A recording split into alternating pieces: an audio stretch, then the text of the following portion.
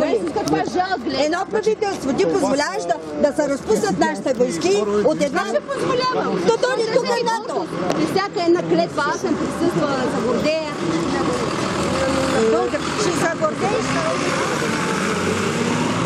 Ще се гордееш с другирани малумници.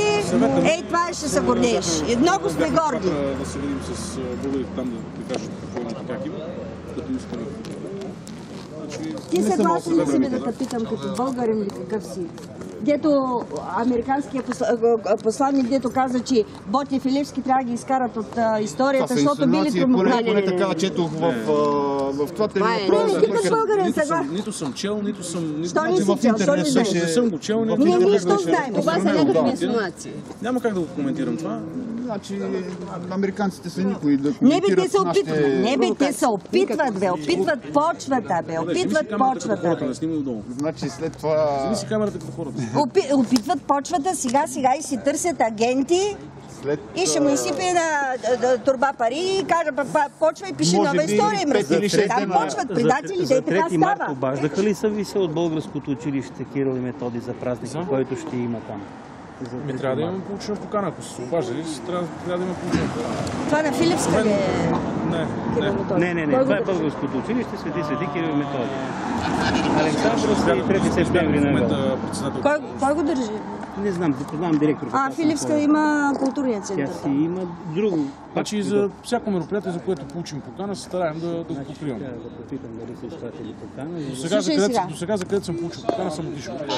Ти ще видиш да уредиш вратите, портите на рая да са отворени, си влезе народа на собственост. Това няма да не държат под кучета вънка и тия тук да наричат. Не, те хора не са виновни. Да, всеки път, когато чакай бе, говорим си. Това си има закон. Чакай бе, говорим си бе. Не, аз не говоря за... Бе, говорим си бе. Аз говоря за тия хора.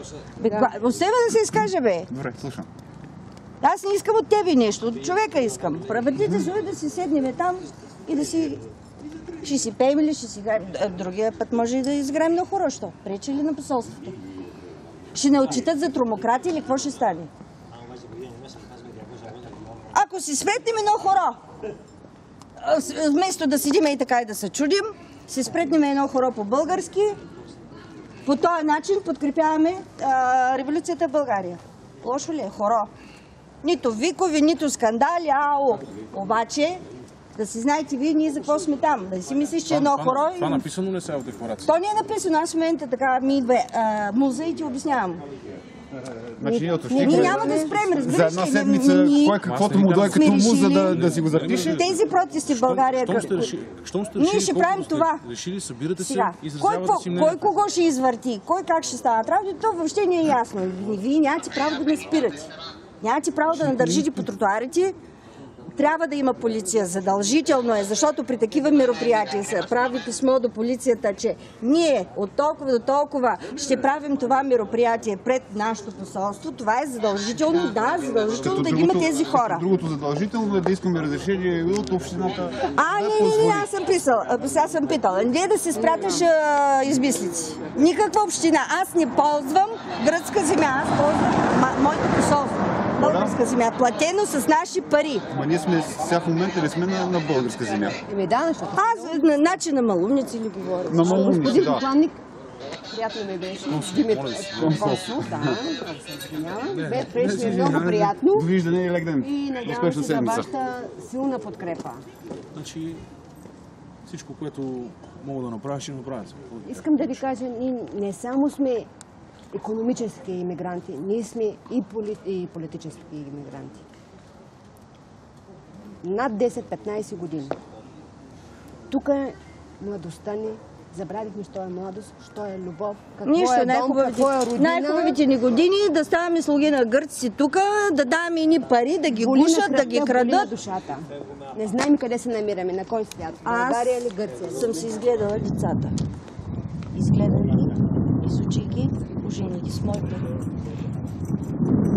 Защото държавата само не държавата по-добре с този народ. Хората продължават да излизат. Защо да излизат? Къде на къде да излизат? Разбиха предприятията. Изпродадаха всичко. Къде на къде бе? Защото за бързо спечелени ини пари сега. Ние другите какво да правим? Питам какво да правим. Народа какво да прави? Откъде на къде? Откъде на къде? Защо не създадат предприятия? Защо не възстановят предприятия? Защо трябва да има секс-клубове, магазини за не знам какви такива простоти? Чалги, буклуци, извращения. А народа гладен няма къде да работи. Това се гради в България. Това. Къде са предприятията, хората да работят? Това е по план, нали? Плана на Луканов. Окей, ама ние сме съгласни. Сещаш ли за? Имате право да го изразите. Разбира се, че имам право да го изразя. Аз не се запознахме между другото с вас. Аз съм Любомир Георгиев. Таня се казвам Костадинова. Нищо повече. Слугиня слугиня в една къща.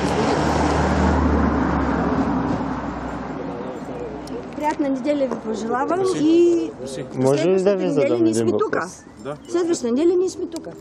Аз се казвам Петър. Приятно ми. Вашия коментар, вашето мнение за това, което се случва в България? Като граждани. Не мога да коментирам като граждани, при положение, че не съм. Аз съм при положение, че сте на работа. Да, разбирам. Няма как да коментирам като граждани. Иначе подкрепят или пак? Това е същия въпрос, префразиран. Добре. Това, което мога да ти кажа, е, че подкрепям изразяването на мнение от хората и изразяването на гражданска позиция. Това е. Благодаря ви. Моля. Приятен ден.